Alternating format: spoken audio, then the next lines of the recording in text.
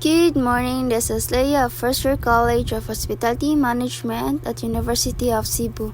So for today's ganap ako rin ibalik ang clip. So thank you guys sa video. Mary Antoinette Aliganga, shout out to you.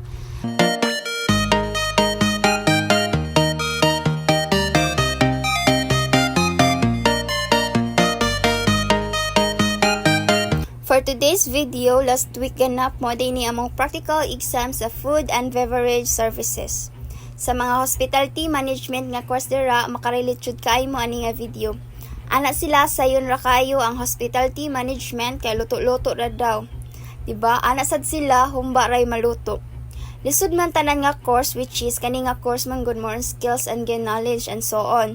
So sa mga estudyante dira og sa mga nakarelate ani nga video, laban gyapon bahalag lisod man pero kaya nato nga makahuman tawag eskwela. Keep going everyone and have a great day. Thank you. It's me again, Leia, as a first year College of Hospitality Management. Thank you everyone. Thank you for watching. Bye bye.